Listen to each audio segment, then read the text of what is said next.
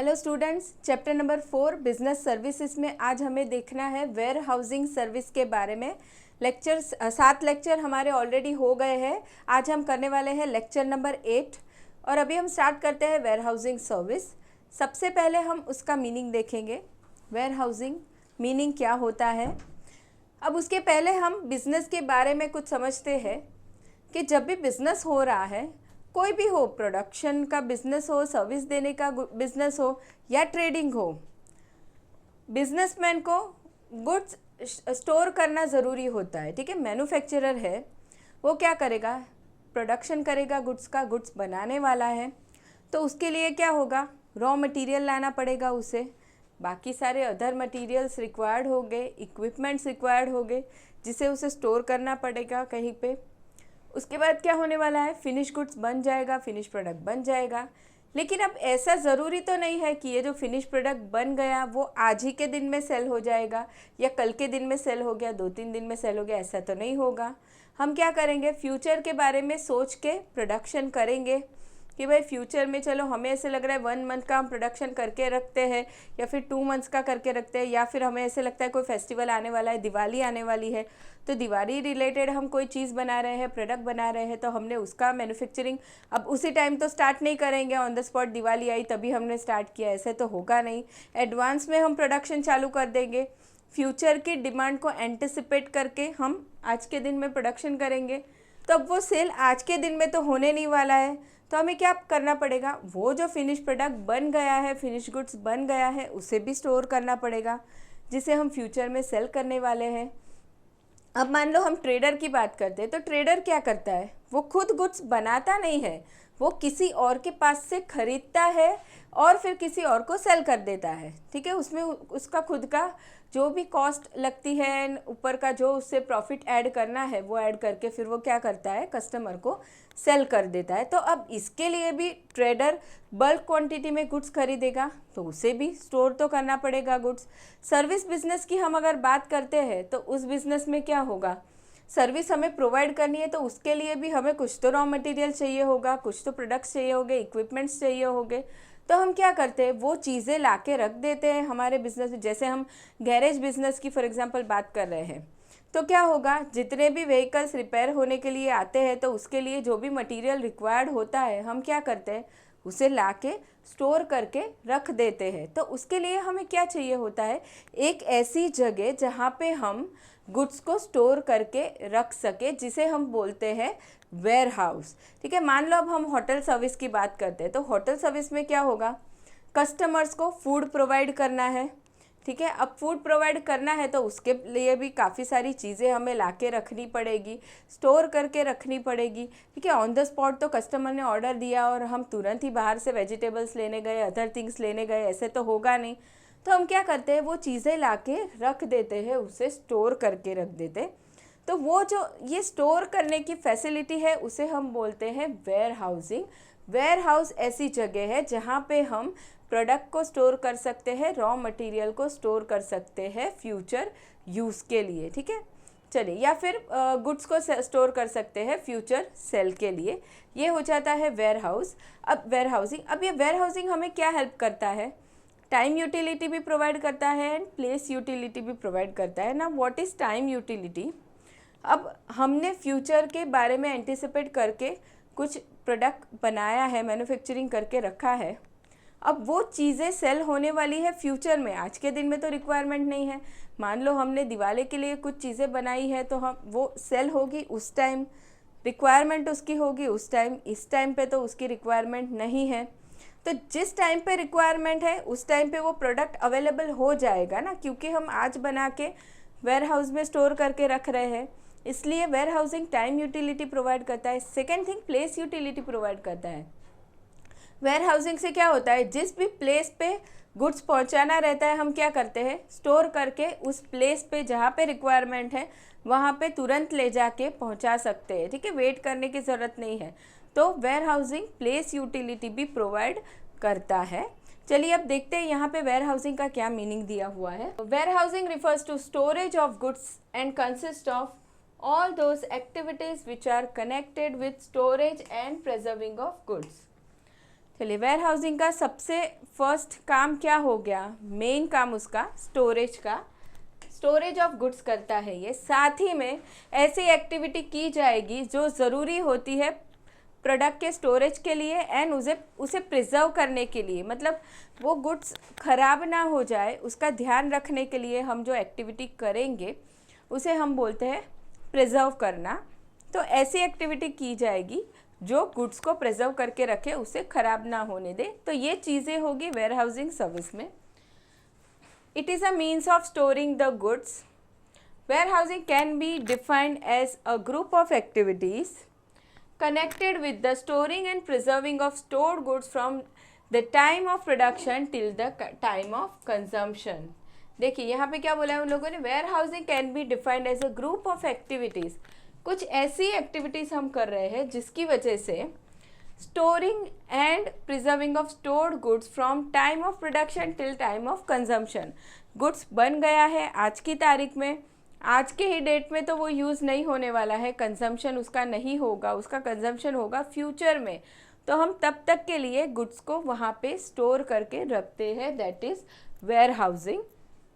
Now definition, a warehouse is defined as an establishment for the storage और accumulation of goods. Establishment मतलब normally क्या होगा, ware house अगर बड़ा बनाया गया है, सेटअप किया गया है, तो वो किसी बिजनेस के थ्रू चल रहा है, ठीक है, कोई बिजनेस उसे चला रहा है, इसीलिए वेयर हाउस को एस्टेब्लिशमेंट कहा गया है। एन एस्टेब्लिशमेंट फॉर स्टोरेज और अक्यूमुलेशन ऑफ गुड्स। गुड्स वहाँ पे हम एक से ज़्यादा क्वांटिटी में लाते हैं, अक्यूमुलेट करते हैं वहाँ पे, इसलिए यहाँ पे अक्यूमुलेशन ऑफ गुड्स कहा गया है। तो ये हो गया वेयर हाउस का definition, N establishment for the storage और अक्यूमुलेशन ऑफ गुड्स। चलिए, अब ये हमने मीनिंग देख लिया एंड डेफिनेशन देखा वेयर हाउसिंग का क्या होता है। अभी हम देखते हैं फंक्शंस, वेयर हाउस के क्या क्या फंक्शंस होते हैं। तो यहाँ पे सबसे फर्स्ट हम स्टार्ट करेंगे स्टोरेज से।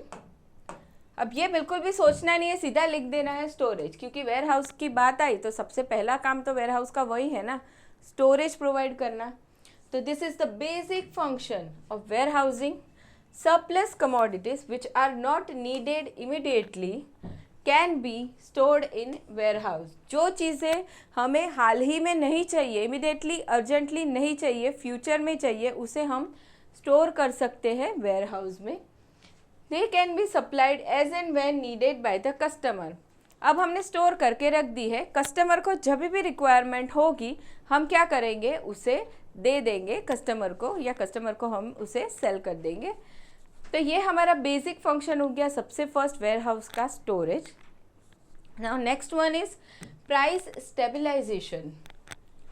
देखिए, स्टेबलाइजेशन, प्राइस को स्टेबल रखता है ये, मतलब प्राइस के अप्स एंड डाउन नहीं होने देता। अब प्राइस में स्टेबलाइजेशन कब नहीं रहेगा, मार्केट में जब प्रोडक्ट अवेलेबल नहीं है तो क्या होगा, कस्टमर्स ज़्यादा पैसे देने के लिए भी रेडी हो जाएंगे उस प्रोडक्ट के।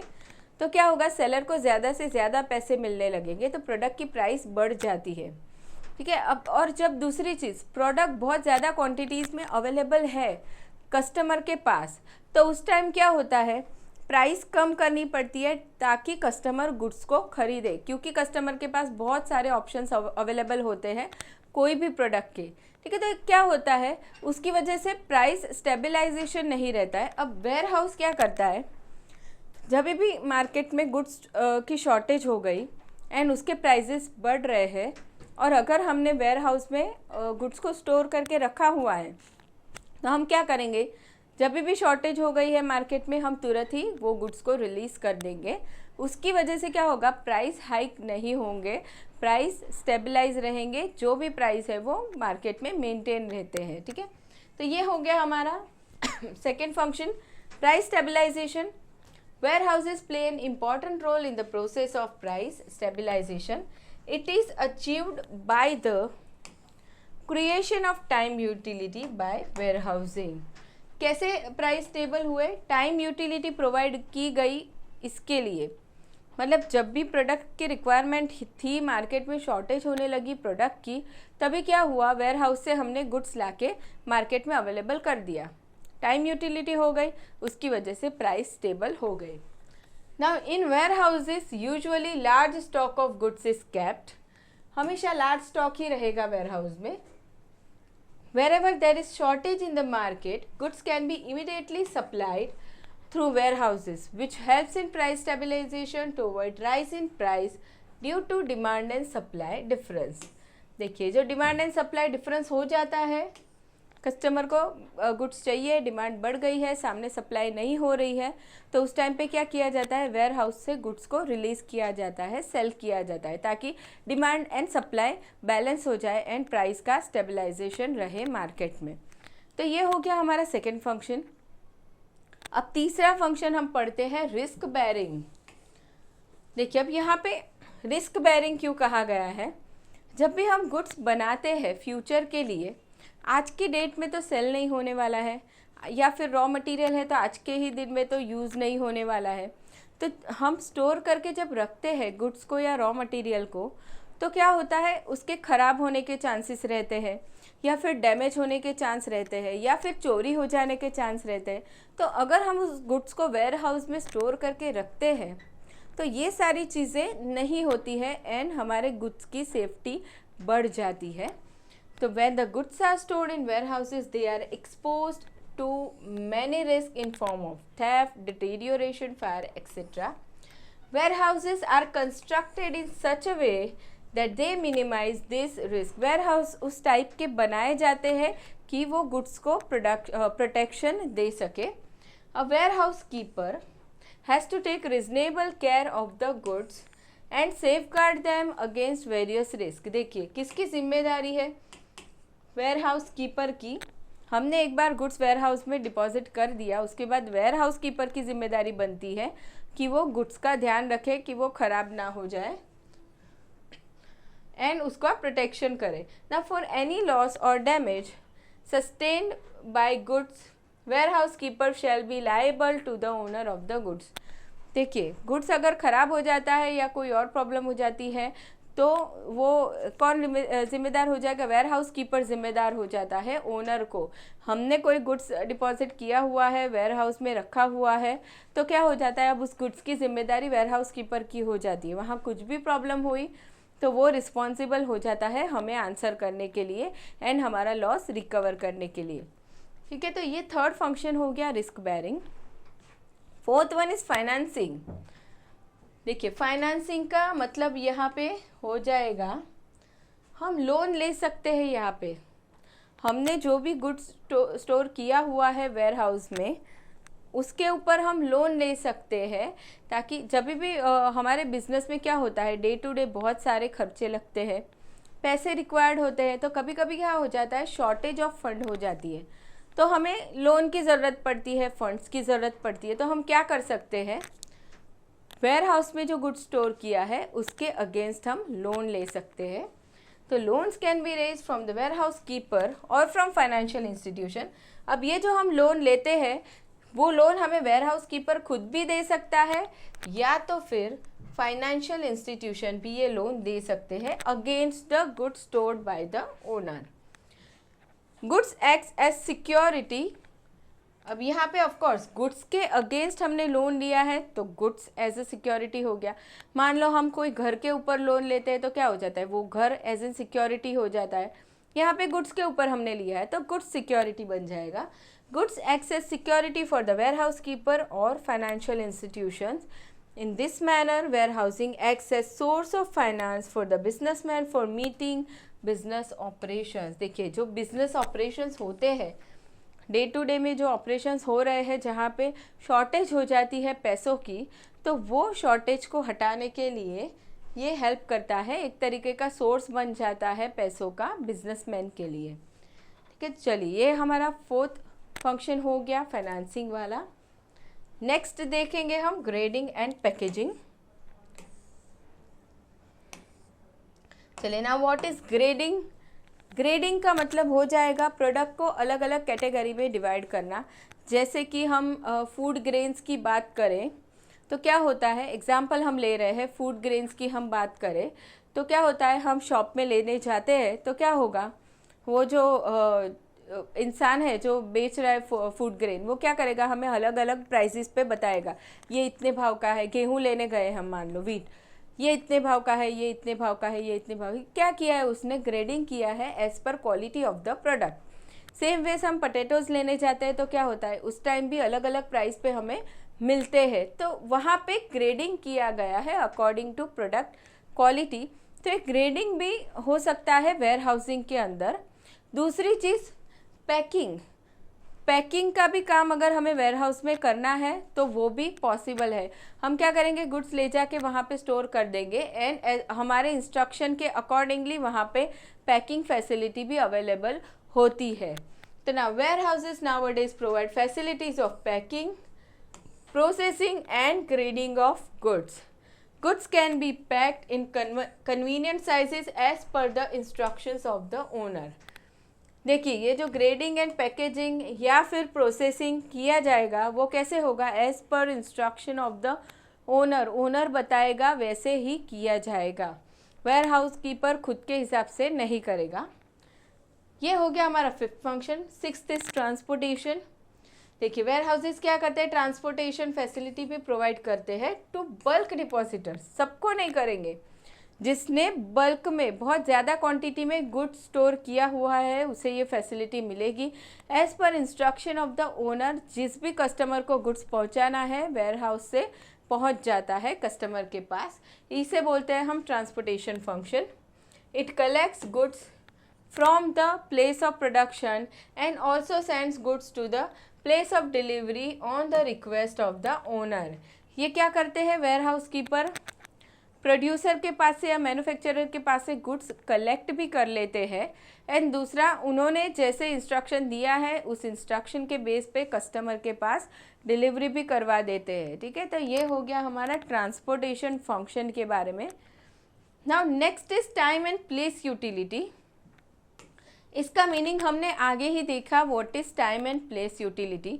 टाइम यूटिलिटी का मतलब हो जाएगा जिस टाइम पे प्रोडक्ट रिक्वायर्ड है उस टाइम पे हम अवेलेबल कर सकते हैं, क्योंकि वेयर हाउस फैसिलिटी हमारे पास है। हम क्या करेंगे, आज की डेट में प्रोडक्शन करके रख देते हैं, फिर उसे स्टोर कर देते हैं एंड जब भी उसकी रिक्वायरमेंट होती है उस दिन हम उसे सेल करते हैं, इसलिए टाइम यूटिलिटी प्रोवाइड करता है। दूसरा सेम वैसे ही प्लेस यूटिलिटी भी प्रोवाइड करता है। जिस भी प्लेस पे गुड्स रिक्वायर्ड होता है हम क्या करते हैं, वेयर हाउस के ज़रिए वहाँ पे गुड्स स्टोर करके उस प्लेस पे हम गुड्स को पहुँचा सकते हैं। तो now warehouses create time utility by preserving the goods till they are demanded. It also creates place utility by providing the goods at the place where they are required. जिस place पे goods required है वहाँ पहुँचा दिया जाता है and जिस time पे रिक्वायर्ड है वहाँ पे भी पहुँचा दिया जाता है, that is time and place utility. Now last function is processing.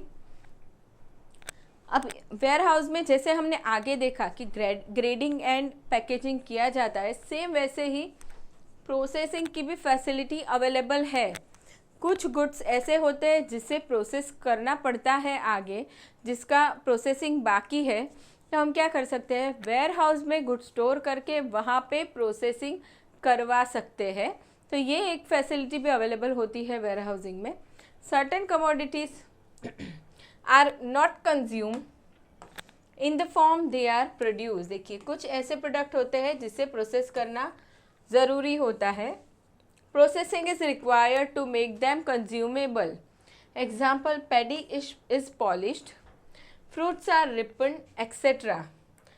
तो ये कुछ हमें एग्जाम्पल दिए गए हैं प्रोसेसिंग के।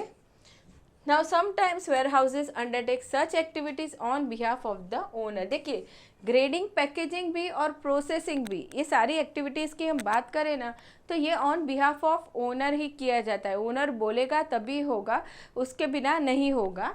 ठीक है, तो ऑन बिहाफ ऑफ ओनर ये सारे फंक्शंस किए जाते हैं और ये फैसिलिटीज़ प्रोवाइड की जाती है by warehouses to the manufacturer और बिजनेसमैन। ठीक है, तो ये हमने फंक्शंस देख लिए, क्या क्या फंक्शंस होते हैं वेयर हाउसिंग में। अब आगे बढ़ते हैं जहाँ पे हमें दिया गया है टाइप्स के बारे में कि क्या क्या टाइप्स के वेयर हाउसेस होते हैं ठीक है, चलिए एक एक एक हम स्टार्ट करते हैं डिटेल में। सबसे first is private warehouse. अब ये प्राइवेट वेयर हाउस क्या हो जाएगा, मान लो कोई बहुत बड़ा बिजनेस है, ठीक है, अब वो क्या करेगा, वो बिजनेसमैन, बहुत बड़ा बिजनेस है तो ऑफ कोर्स वो खुद का वेयर हाउस बना ही सकता है। इन्वेस्टमेंट वहाँ पे किसका होगा, जिसका बिजनेस है उसका। इंडिविजुअल है तो इंडिविजुअल होगा, पार्टनरशिप है तो पार्टनर्स रहेंगे, ठीक है। तो यहाँ पे इन्वेस्टमेंट होगा प्राइवेट लोगों का, एंड बिजनेसमैन खुद के यूज़ के लिए ही ये वेयर हाउस बनाएगा, खुद के बिजनेस के लिए ही बनाएगा, उसके बिजनेस के ही गुड्स यहाँ पे स्टोरेज होंगे, that is private warehouse. The private warehouse are owned and operated by big manufacturers and merchants to fulfill their own storage need। देखिए, बड़े बड़े बिजनेसमैन इसे बनाते हैं, मैन्युफैक्चरर्स बनाते हैं, लेकिन खुद की ही नीड के लिए, खुद के ही गुड्स को स्टोर करना है, इसके लिए किसी और का गुड्स यहाँ पे स्टोर नहीं होगा। Big business firms which need large storage capacity on a regular basis and who can afford money construct and maintain their private warehouses।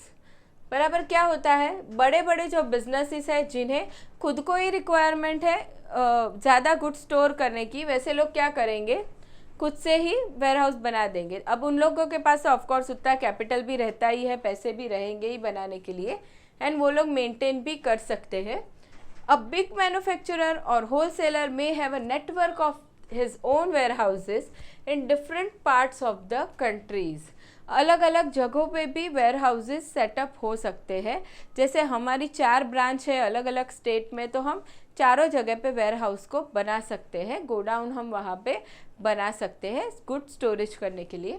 तो ये हो गया सबसे फर्स्ट प्राइवेट वेयर हाउस। अब सेकेंड आता है पब्लिक वेयर हाउस। अब public warehouse का मीनिंग हो जाएगा, ये वेयर हाउस किसके लिए रहेगा, जनरल पब्लिक को गुड्स स्टोर करने के लिए।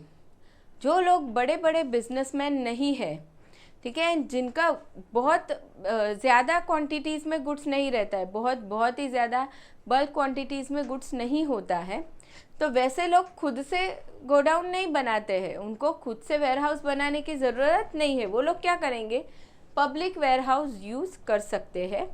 लेकिन ये पब्लिक वेयर हाउस अगर बनाना है तो उसके लिए क्या करना पड़ता है, गवर्नमेंट का अप्रूवल, गवर्नमेंट का लाइसेंस लेना पड़ता है, उसके बाद ही पब्लिक वेयर हाउस बनाया जाता है। तो अब देखते हैं, a public warehouse is a specialized business establishment that provide storage facility to general public. देखिए, ये रहेगा जनरल पब्लिक के लिए, यहाँ पे था बिजनेसमैन खुद के लिए ही बनाता है, ये होगा जनरल पब्लिक के लिए for a certain charges. Of course warehousing service provide की गई है, बिजनेस एस्टैब्लिशमेंट है, सर्विस दे रहा है तो वो फ्री में तो नहीं देगा, उसके अगेंस्ट वो कुछ तो चार्जेस कलेक्ट करेगा। It may be own and operated by an individual और अ कोऑपरेटिव सोसाइटी। देखिए, इसमें इन्वेस्टमेंट इंडिविजुअल्स का भी हो सकता है एंड कोऑपरेटिव सोसाइटीज़ का भी हो सकता है। It works under a license from the government in accordance with the prescribed rules and regulations। Government का लाइसेंस लेना बहुत ही ज़रूरी होता है, एंड जो भी रूल्स एंड रेगुलेशंस गवर्नमेंट के होते हैं वो फॉलो करने पड़ेंगे यहाँ पे। Public warehouses provide storage facility to small manufacturers and traders at low cost. देखिए क्या होगा, छोटे छोटे बिजनेसमैन हैं, ट्रेडर्स हैं, उनको यहाँ पे फ़ायदा मिलता है, क्योंकि वो छोटे छोटे बिजनेसमैन हैं, इसके लिए खुद का तो वेयर हाउस वो बनाएंगे नहीं, तो वो यहाँ पे गुड स्टोर कर सकते हैं। This warehouses are well constructed and guarded round the clock to ensure safe custody of goods. Public warehouses are generally located near the junction of railways, highways and waterways. Of course location कौन सा select किया जाएगा public warehouse का, near railways, highways and waterways, क्योंकि जब भी goods लाया जाएगा कहीं से तो वो कौन से मोड से आने वाला है, या तो रेलवे से आएगा, थ्रू रोड ट्रांसपोर्ट से आएगा, या फिर वाटरवेज, इसके लिए वहाँ पे ही नियर बाय इसका लोकेशन रखा जाता है ताकि गुड्स जैसे ही आए वहाँ से तुरंत वेयर हाउस में स्टोरेज हो सके। तो ये हो गया हमारा second public warehouse. Next one is bonded warehouse. चलिए अब ये बॉन्डेड वेयर हाउस अच्छे से समझना है।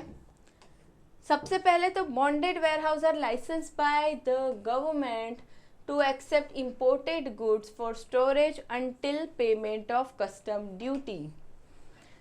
देखिए, जब भी गुड्स इंपोर्ट होता है हमारी कंट्री में अदर कंट्री से, हमने अदर कंट्री से गुड्स परचेज किया है, उसका मतलब हो जाता है इंपोर्ट करना। जब भी गुड्स इंपोर्ट होता है तो उसके ऊपर हमें इंपोर्ट ड्यूटी पे करनी पड़ती है, जिसे हम कस्टम ड्यूटी बोलते हैं। अब ये जो कस्टम ड्यूटी पे करना पड़ता है, गुड्स जब आता है हमारे कंट्री में आ गया, इंपोर्ट हो गया तभी, तो जब तक ये ड्यूटी हमने पे नहीं किया है तब तक वो गुड्स स्टोर रहेगा under bonded warehouse. Duty pay होने के बाद गुड्स यहाँ पे नहीं रहेगा, गुड्स हम ले जा सकते हैं। ठीक है, तो अभी इसका मतलब अच्छे से समझ लेना है। ठीक है, गुड्स आया, इंपोर्ट हुआ अदर कंट्री से हमारी कंट्री में, तो उसके ऊपर कस्टम ड्यूटी लगती है, ड्यूटी पे करनी पड़ती है, और जब तक ड्यूटी पेमेंट नहीं हुई है तब तक गुड्स स्टोर रहेगा यहाँ पे बॉन्डेड वेयर हाउस में। चलिए, this warehouses work under control of custom authorities. Of course, क्योंकि अभी ड्यूटी पे करना बाकी है, ये वेयर हाउसेस काम करेंगे अंडर कस्टम अथॉरिटीज। जब भी ड्यूटी पे होगी तभी ही गुड्स यहाँ से क्लियर हो सकता है। The warehouse keeper is required to give an undertaking और bond that it will not allow goods to be removed without the consent of the custom authorities. अब यहाँ पे क्या होगा, गुड्स आया वेयर हाउस में तो वेयर हाउस कीपर है वो क्या करेगा, कुछ कंसेंट देगा या कुछ बॉन्ड साइन करके लिख के देगा कि भाई जब तक ड्यूटी पे नहीं हुई है एंड जब तक कस्टम अथॉरिटी अलाउ नहीं करती है तब तक गुड्स बाहर नहीं जाएगा वेयर हाउस से। The goods are held in bond and can not be withdrawn without paying the custom duty. देखिए, ड्यूटी पे नहीं हुआ है तब तक गुड्स क्लियर नहीं होगा। If N importer is unable or unwilling to pay custom duty immediately after the arrival of goods, he can store the goods in a bonded warehouse। अगर manufacturer तुरंत नहीं पे कर पा रहा है ड्यूटी, कस्टम ड्यूटी, कुछ प्रॉब्लम हो गई है, तो वहाँ तब तक गुड्स यहाँ पे स्टोर किया जा सकता है। He can withdraw the goods in installment by paying the custom duty proportionately। Proportionately मतलब पूरा ड्यूटी हम नहीं पे करते हैं, अगर हमारे पास पूरा नहीं हम पे कर पा रहे हैं तो हम थोड़ा थोड़ा प्रपोर्शन में ड्यूटी पे करके इंस्टॉलमेंट में थोड़ा थोड़ा गुड्स लेके जा सकते हैं। तो ये हो गया हमारा bonded warehouse. Next one is duty paid warehouse. देखिए, अब ये इसका अपोजिट हो जाएगा। ड्यूटी हमने भर दी है, कस्टम ड्यूटी पेमेंट हमारा हो गया है, लेकिन कभी कभी सिचुएशन ऐसी हो जाती है कि इम्पोर्टर वहाँ से गुड्स नहीं ले जा पाता है। गुड्स आया इंपोर्ट होके बॉन्डेड वेयर हाउस में स्टोर किया गया था, अब क्या हुआ, उसने ड्यूटी पेमेंट तो कर दिया, गुड्स बॉन्डेड वेयर हाउस से तो निकल गया, लेकिन वो उसके बिजनेस लोकेशन पे नहीं ले जा पा रहा है। ऐसी कोई सिचुएशन हो जाती है तो उस केस में क्या होता है, गुड्स यहाँ पे स्टोर हो सकता है ड्यूटी पेड वेयर हाउस में। मतलब गुड्स की ड्यूटी पे हो चुकी है, उसके बाद वो यहाँ पे स्टोरेज होगा। अब यहाँ पे दूसरी और एक चीज़ क्या होती है कि कोई कोई बिजनेसमैन ऐसे होते हैं जो गुड्स इंपोर्ट करके उसे एक्सपोर्ट करते हैं अदर कंट्रीज़ में, तो वैसे बिजनेसमैन के लिए भी ये वेयर हाउस बहुत सूटेबल होता है। क्यों सूटेबल होता है, क्योंकि उन्होंने गुड्स पे ड्यूटी पे कर दी, यहाँ पे स्टोर कर दिया और वहीं से वो तुरंत सीधा एक्सपोर्ट कर देते हैं। इसके लिए ये हो गया हमारा ड्यूटी पेड वेयर हाउस का meaning. After paying off duty goods यहाँ पे स्टोर होगा। If N importer faces any problem in transportation of goods after making payment of duty, ये वर्ड याद रखना है, यहाँ पे ड्यूटी पेमेंट हो चुकी है फिर गुड्स स्टोर होता है। Then goods can be stored at duty paid warehouse All duty paid warehouses are public warehouses which are available to all importers. देखिए ये जो ड्यूटी पेड वेयर हाउसेस होते हैं वो कैसे होते हैं, पब्लिक वेयर हाउस रहेंगे, मतलब कोई भी पर्सन इसे यूज़ कर सकता है, किसी भी प्राइवेट पर्सन के लिए ये अवेलेबल नहीं होता है, सब लोग इसे यूज़ कर सकते हैं. Duty paid warehouses help the importer as proper care of goods is taken. देखिए गुड्स की ध्यान रखा जाता है. Processing of goods can be done like sorting, repacking etcetera, ये सारी चीज़ें वेयर हाउस में होती है. Such warehouses are more useful for re-export of goods. These are located near port and dock area. Port के near ही ये situated होता है एंड री एक्सपोर्ट जो बिजनेसमैन करते हैं उनके लिए ये बहुत ज़्यादा सूटेबल है ड्यूटी पेड वेयर हाउस. तो ये हमने फोर्थ टाइप देख लिया ड्यूटी पेड वेयर हाउस का. Now next is government warehouse. अब गवर्नमेंट वेयर हाउस से हम समझ सकते हैं कि भाई यहाँ पे इन्वेस्टमेंट किसका होगा, गवर्नमेंट का होगा. इसे मैनेज कौन करेगा, गवर्नमेंट करेगा. इसे कंट्रोल भी गवर्नमेंट ही करेगी और ये रहेगा जनरल पब्लिक के लिए. जो लोग अफोर्ड नहीं कर सकते वेयर हाउस बनाना, खुद का प्राइवेट वेयर हाउस बनाना, वैसे लोगों को गवर्नमेंट वेयर हाउस सपोर्ट करता है. यहाँ पे वो लोग जाके गुड्स स्टोर कर सकते हैं. तो government warehouse, this warehouses are own, manage and control by central and state government or public authorities. It is difficult for small farmers, businessmen, traders to own a warehouse, so these government warehouses assist them in storing their goods at a nominal charge. देखिए जो small लोग रहते हैं, businessman है, farmer है, trader है, वो लोग अफोर्ड नहीं कर सकते ना खुद का प्राइवेट वेयर हाउस बनाना. इसलिए क्या होता है, गवर्नमेंट वेयर हाउस बना रही है जिसे ये लोग यूज़ कर सकते हैं एट नॉमिनल चार्ज. चार्जेस भी ज़्यादा नहीं होंगे. Central warehousing corporation of India, यहाँ पे अभी हम लोग को एग्जाम्पल्स दिए हैं. CWC, central warehousing corporation of India, state warehousing corporation and food corporation of India FCI are having warehouses across different states and countries. इन लोगों के बहुत सारे वेयर हाउसेस सेटअप है अलग अलग स्टेट के अंदर जिसे पब्लिक यूज़ कर सकती है. स्मॉल बिजनेसमैन या फार्मर इसे यूज़ कर सकते हैं. तो ये हो गया हमारा fifth type under type of warehouses. Now next is cooperative warehouses. देखिए यहाँ पे कोऑपरेटिव वेयर हाउस जैसे नाम लिखा गया है, तो अब ये warehouse, this warehouses are own, manage and controlled by cooperative societies. Cooperative societies इसे बनाएगी, मैनेज करेगी एंड कंट्रोल करेगी. उनके रूल्स के अकॉर्डिंगली ये वेयर हाउस ऑपरेट होगा. They mainly provide warehousing facilities at most economical rates. देखिए ये भी इकोनॉमिकल रेट्स, मतलब ज़्यादा हाई चार्जेस नहीं होंगे, नॉमिनल रेट पे ये लोग भी वेयर हाउसिंग फैसिलिटीज़ देंगे. This type of warehouses are very useful for farmers and traders and general public. Same ये भी farmer trader and general public के लिए था, ये भी farmer trader and general public को सपोर्ट करता है, उन्हें वेयर हाउसिंग फैसिलिटी देता है. ठीक है, तो ये हमारा हो गया cooperative warehouses. Now next one is cold storage warehouse. Cold storage warehouse अब ये रहेगा स्पेसिफिक प्रोडक्ट्स के लिए, सारे प्रोडक्ट के लिए ये नहीं होगा.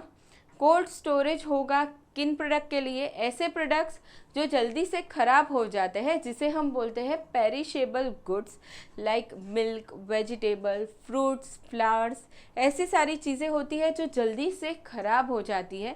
इसके लिए इनको कोल्ड स्टोरेज वेयर हाउसेस में रखना बहुत ज़रूरी होता है. ये वेयर हाउसेस अलग टाइप से ही कंस्ट्रक्ट किए जाते हैं, अलग फैसिलिटीज़ से ही इसे बनाया जाता है ताकि वो पेरिशेबल गुड्स उसके अंदर स्टोर हो सके. ठीक है, अब ये वेयर हाउस है वो भी एक्सपोर्ट करने में बहुत हेल्प करता है. काफ़ी सारी जैसे फ्रूट्स है, फ्लावर्स है जो एक्सपोर्ट होते हैं हमारी कंट्री से अदर कंट्रीज़ में, तो बिजनेसमैन को ये वेयर हाउसेस बहुत सपोर्ट करते हैं, हेल्प करते हैं. इनकी वजह से ही एक्सपोर्ट बढ़ता है हमारी कंट्री का. Now cold storage warehouses provide facilities for perishable commodities like fruits, flowers, vegetables, dairy products, etc. In cold storage warehouses, goods are stored in stored and refrigerated at very low temperatures so as to preserve them and use them in future. Now international trade has become possible due to this warehouses. देखिए ये सारी चीज़ें कैसी है, बहुत जल्दी से ख़राब होने वाली ही चीज़ें हैं। तो अगर ये कोल्ड स्टोरेज वेयरहाउस नहीं होगा तो हम इंटरनेशनल ट्रेड के बारे में तो सोच ही नहीं सकते, क्योंकि अदर कंट्रीज़ में गुड्स पहुंचाना मतलब उसमें टाइम लग जाता है काफ़ी सारा।